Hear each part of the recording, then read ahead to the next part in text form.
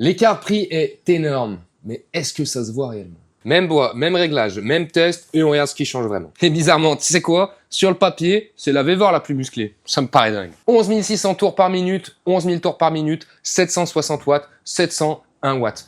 Il n'y a pas beaucoup de différence. Elle est un peu plus musclée, je te l'accorde, mais je suis quasiment sûr qu'à l'utilisation, c'est imperceptible. Côté réglage, c'est juste incontestable. C'est la Makita qui domine le jeu hein, en termes de fluidité, de précision. Là, tu vois, j'ai ma petite molette à tourner.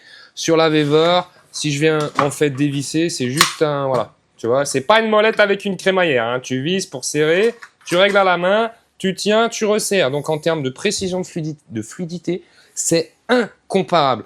Les repères, si je me mets juste ici, au loin, tu dois voir les repères Makita, tu dois pas voir les repères V-VOR. En effet. Vois-tu les traits rouges? En effet. Voilà. Et si on parle qualité perçue, c'est la Makita qui met la balle au fond du filet. Ah, c'est cliché, c'est nul à Liège. On dirait une pub Panzani des années 55. Putain, alors on refait? Non, non, c'est On bon, la garde? Ouais. Allez. Bon allez, de toute façon, on arrête là. C'est pas les chiffres qui font les rainures. Ah putain, on dirait un truc du PMU quoi. C'est pas les bits qui font les baisers. Ah ouais, vraiment con hein. Même réglage, on l'a dit en début de vidéo. Alors ce qui va se passer, c'est qu'on va enlever les petits machins. Je sais pas comment ça s'appelle ces accessoires là, pour régler la hauteur de coupe. S'il y en a un qui sait, je veux bien qu'ils me le disent en commentaire. Je serai un peu moins con. Et là pour le coup, il y aura aucun souci de réglage parce que on est tous les deux à 90, donc même réglage, même test, on enquille. Allez, je vais enquiller les rainures. Je vais aller assez vite pour voir si on a ce phénomène d'arrachage comme on peut avoir avec la V-VOR.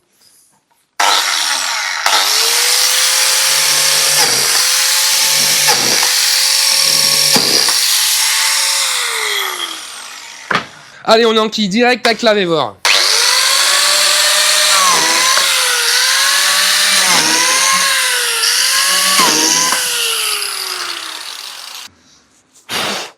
Alors, waouh, c'est beau. Je les ai fait en face volontairement. Donc, ce rang-là, c'est Makita. Ce rang-là, c'est V-VOR. Je suis allé à peu près aussi vite pour les deux. Tu peux constater que voilà, hein, c'est quasiment aussi net. On a les mêmes petits défauts, entre guillemets. Après, ça, c'est quelque chose qui se voit pas parce que tu es censé mettre. Oui. Tu as la mêle, de la colle, une autre planche par-dessus, c'est réglé. Mais tu vois, qualité de coupe, c'est pareil. On n'a pas de brûlure à l'intérieur. C'est pas trop mal. Ce que je peux ajouter, et c'est marrant d'ailleurs, parce que la Makita est censée être moins musclée, donc 11 000 tours par minute, 11 600 sur la V-VOR. Donc la V-VOR devrait être un peu plus brutale quand tu rentres ton disque au contact du bois. Et ben, tu sais quoi? Avec la Makita, quand le disque rentre, c'est à ce moment-là que tu sens que la Makita a tendance à partir légèrement sur le côté à cause de la rotation du disque. Sur la V-VOR, ça le fait pas. C'est troublant quand même. Le petit test un peu plus complexe sur une coupe à 45 degrés. Je peux vous dire qu'elle est parfaitement à 45 degrés parce que je l'ai fait à la dégauchisseuse. Voilà.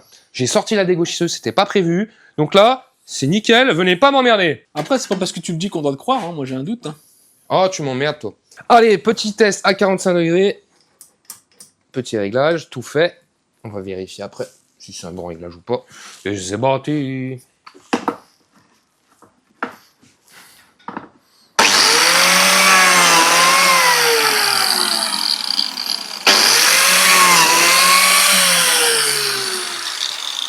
On enquille le même petit test avec la Makita.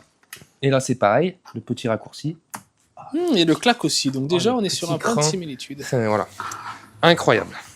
Et là, tu sens le confort, là.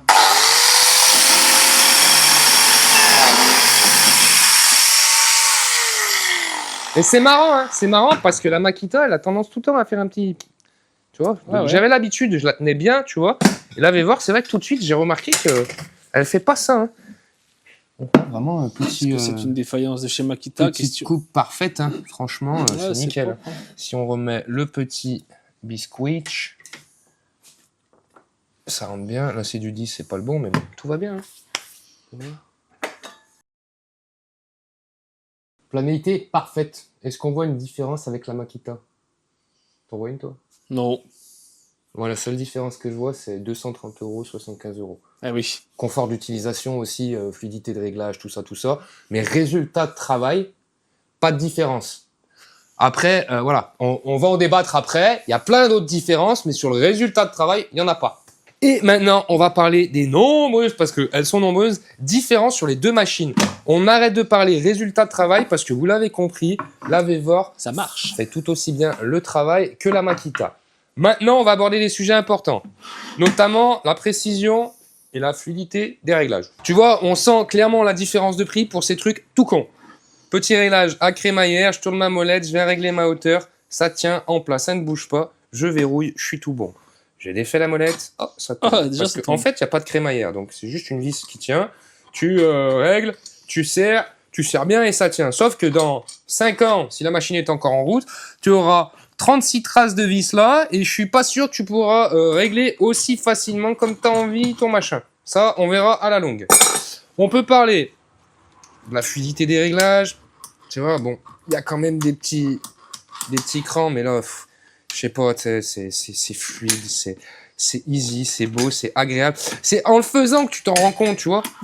Tu vois, c'est huilé, la machine, elle est huilée, elle est pas raide. La finition, regarde. Voilà, les repères. Tu vois, par exemple. Tu vois, j'en chie. Voilà, hop. Ça, c'est pour t'indiquer le centre de ta lame, tu vois, ce trait rouge. Là, tu auras pareil. Tu vois, regarde, là, j'arrive à appuyer à une main. J'arrive pas, tu vois, fluidité. Les coulisseaux sont beaucoup plus raides. Là, c'est pareil, sauf que tu vois, c'est moins précis, tu vois moins les détails. Quand tu mets ta petite plaque, je sais toujours pas le nom, si vous voulez me le dire en commentaire, ça serait bien cool. Quand tu viens mettre ta petite plaque, si j'y arrive, je te parle de fluidité de mouvement et après j'en chie. Ça, c'est le bonhomme qui est pas fluide. Ouais, c'est un peu le bonhomme, il en chie un peu.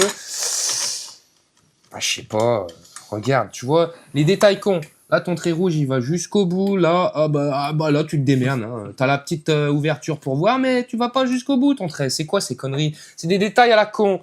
Pour régler ta molette de profondeur. Juste au bruit, écoute.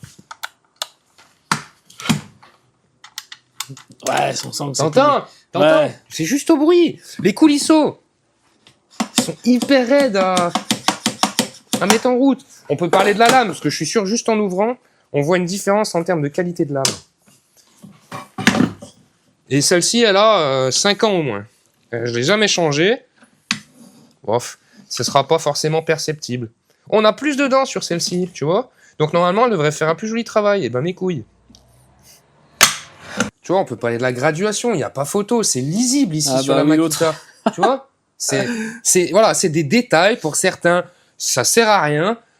Pour d'autres, ça veut dire beaucoup. Bah, c'est pareil, si tu fais 3 trucs à l'année, bon d'accord, voilà. Mais si t'en fais plus, la finition, après, je veux pas dire, des matériaux. Regarde comme là, c'est propre, c'est net. Là, c'est granuleux. Là, ça sort du moule et terminé. Tu vois, il y a aucune finition. Par contre, il y a autre chose on peut en parler. Alors, viens voir mon petit Flav. Sur la Vevor, il est beaucoup plus gros. Donc, si t'as des petites mains, c'est peut-être un peu moins agréable pour l'avoir en main. Par contre, on peut parler interrupteur. Donc sur la Makita, tu vois, c'est un interrupteur poussoir qui va rester coincé.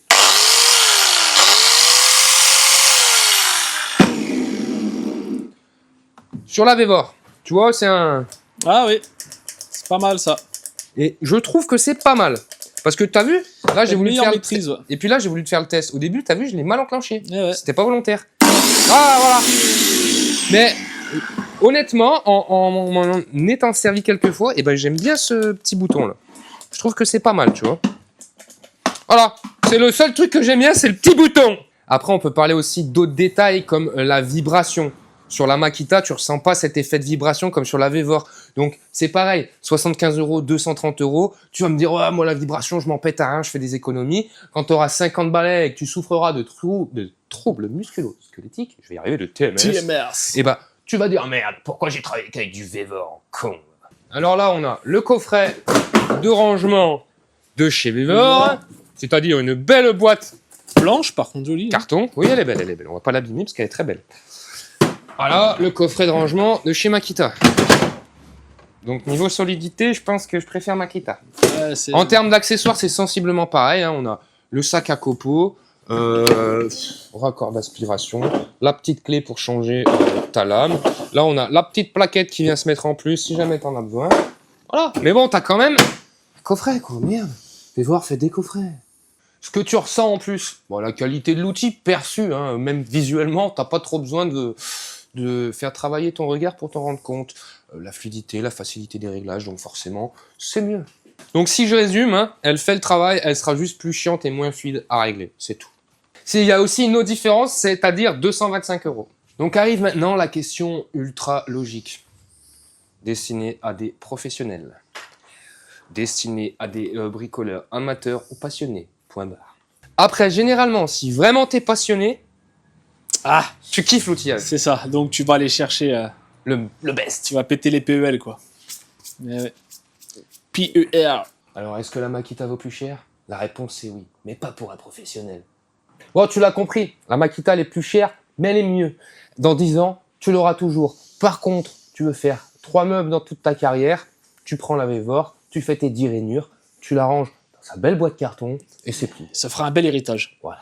Bon, et puis si jamais tu as envie de découvrir une autre machine, une nouvelle machine à l'atelier, tu mets un petit commentaire, tu me le dis, puis je m'exécute. Voilà. ciao. Enfin bon, faut qu'on quémande, mais. Ouais, mais on va faire Michto. Bah oui. Michto Flap, ça peut marcher aussi. Ouais, chaîne secondaire, les gars. Ils aiment Je suis bien, sûr qu'il y a des gens qui la cherchent. ils aiment bien la grosse beubare. Ouais, j'aime bien. Quand ça frotte les couilles. Bah c'est ça, les vrais mecs du bois bûcheron. Hein. Moi, je suis du Canada. Hein. Mm. Je suis tellement drôle. Ah ouais, du Ken, tu Je suis dis tellement drôle. Je suis du Canada, mon gars. Bon, allez, ciao. Allez, à plus, William Wood. Ouais, merci. Hein.